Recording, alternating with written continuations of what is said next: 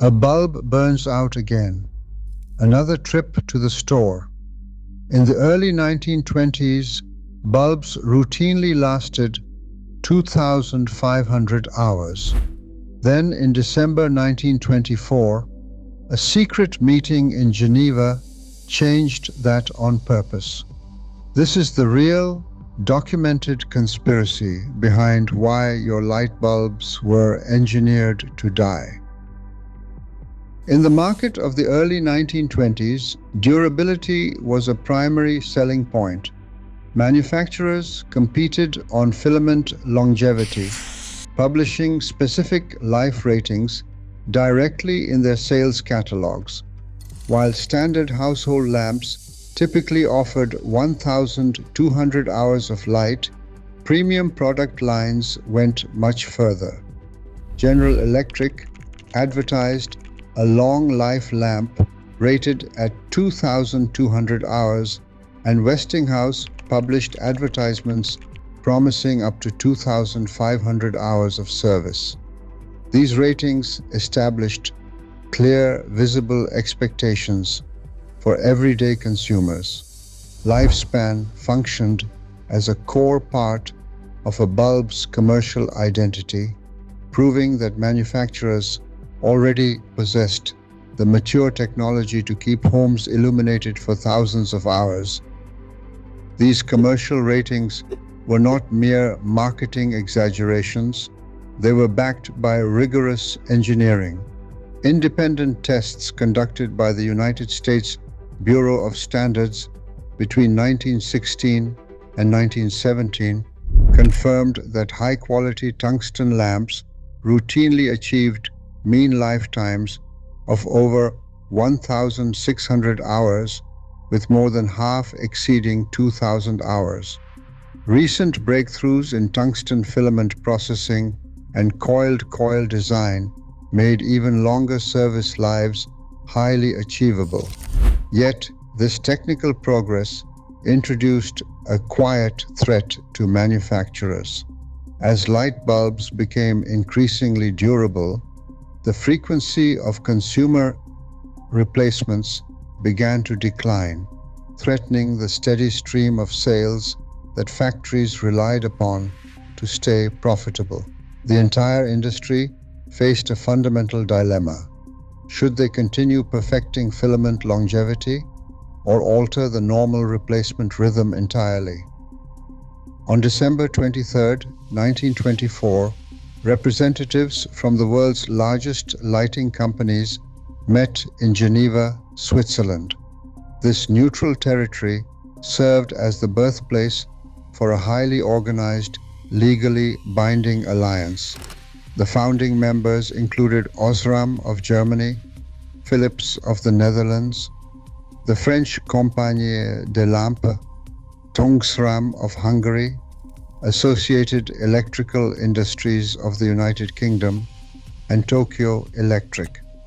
While the American parent company of General Electric did not sign the agreement directly, it participated through its foreign subsidiaries, including International General Electric. 3 weeks later, on January 15, 1925, the group formalized their partnership. They incorporated Phoebus S.A Compagnie Industrielle pour le développement de l'éclairage under Swiss law. Far from a loose handshake agreement or a modern internet myth, the registry files in the Swiss Federal Archives preserve the official articles of incorporation, the capital contributions of each firm, and their designated regional zones. This paper trail establishes the cartel as a highly structured, legally recognized corporate entity. The alliance established a technical standard that capped the service life of standard household lamps at exactly 1,000 hours. This ceiling represented a sharp drop from the 1,500 to 2,500 hours previously achieved by standard commercial bulbs, shifting longevity from an engineering goal to a strictly managed commercial limit. To enforce this rule, Phoebus established a central testing laboratory in Geneva, Switzerland. Technicians at this facility regularly sampled production runs from member factories, placing the bulbs on racks for continuous burn-in testing under nominal voltage. If a manufacturer's sample bulbs lasted too long, exceeding a tolerance of 1,005 hours, the cartel imposed financial penalties on the offending company. The standardization process also required members to submit regular production reports, meaning that any technological deviation was quickly identified. The alliance bypassed traditional brand competition on product life to systematically police durability. The strict enforcement altered the path of the global lighting industry, ensuring that durability was treated as a commercial liability. Every consumer purchase of a light bulb initiates a simple cycle. A bulb is bought, installed, and eventually replaced when it fails. For manufacturers, this basic buying cycle dictates factory production lines and corporate revenue streams. A 1923 internal memorandum from General Electric laid out the commercial logic plainly, warning that the longer the bulb lasts, the fewer the repeat purchases. To control this natural cycle, cartel members coordinated a broader market system. Rather than competing openly, they established strict production quotas that allocated specific market shares to each participating company, ensuring that no single member could flood the market. They also implemented coordinated pricing structures across member countries, preventing local price wars and securing long-term profit margins worldwide. Under this unified system, the lifespan of the light bulb ceased to be a simple engineering question. Instead, the lifespan specification functioned as a commercial lever designed to artificially regulate and limit consumer demand, turning a durable household item into a predictable, recurring source of corporate sales and profit. The systematic control of product durability existed as an active business strategy long before it had a formal name. The actual vocabulary used to describe this market manipulation emerged years after the Geneva Agreement. In 1932, during the Great Depression, an American real estate broker named Bernard London published a pamphlet titled "Ending the Depression Through Planned Obsolescence." London proposed legally mandating expiration dates on consumer goods to stimulate factory production. While his legal policy was never adopted, his title gave a permanent name to the corporate behavior that lighting manufacturers had already spent years quietly perfecting. By 1939, the outbreak of World War II shattered the international networks required to maintain the Phoebus Cartel. Geopolitical divisions severed communication between American subsidiaries and European manufacturers, formally ending their coordinated operations. The disappearance of the corporate alliance did not erase the industry benchmark they had spent 15 years establishing. The 1,000-hour limit survived the war, evolving from a strictly policed cartel regulation into an inherited manufacturing convention.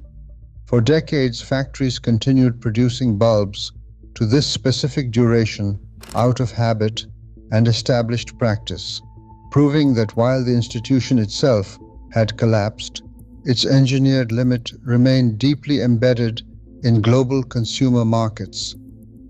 In Livermore, California, a single light bulb has burned nearly continuously since 1901. Known as the Centennial Light, this bulb, manufactured by the Shelby Electric Company, secured recognition from Guinness World Records in 2015 as the world's longest burning light. Its survival depends on highly specific circumstances: a thick carbon filament, stable voltage, and minimal on-off cycling. Yet, this performance remains a bounded technical exception rather than a universal standard for household lighting. Extreme longevity under these particular conditions does not prove that every consumer bulb could easily last for centuries.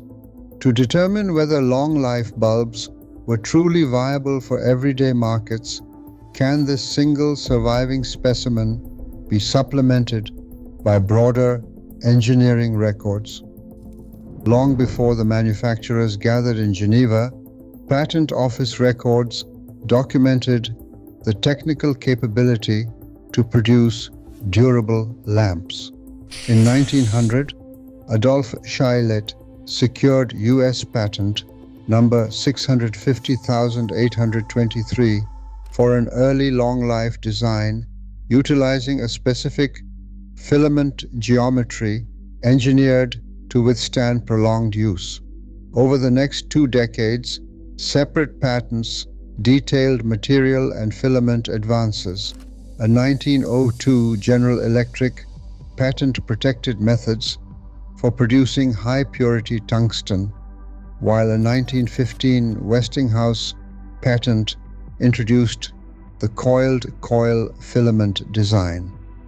These records targeted the primary physical cause of bulb failure: filament evaporation and wear.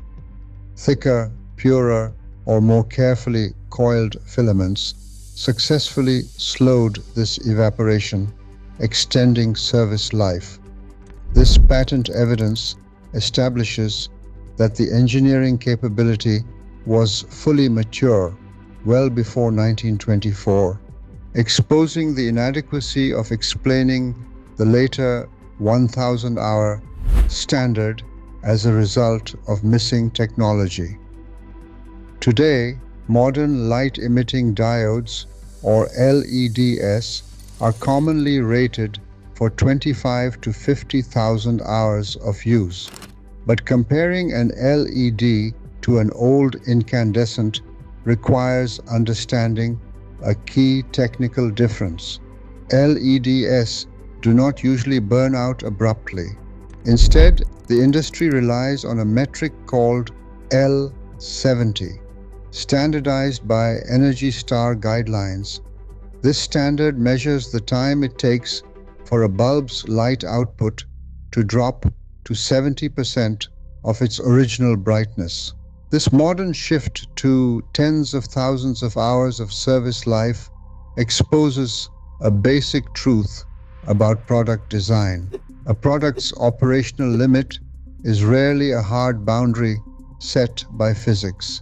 Instead, throughout history, the true ceiling on product durability has been determined by commercial priorities and the pursuit of repeat sales. Today, the cartel is history, but their legacy defines our modern world. We still buy devices engineered to fail. The question isn't how long our technology can last, but why we accept its artificial limits. Subscribe to challenge the narrative.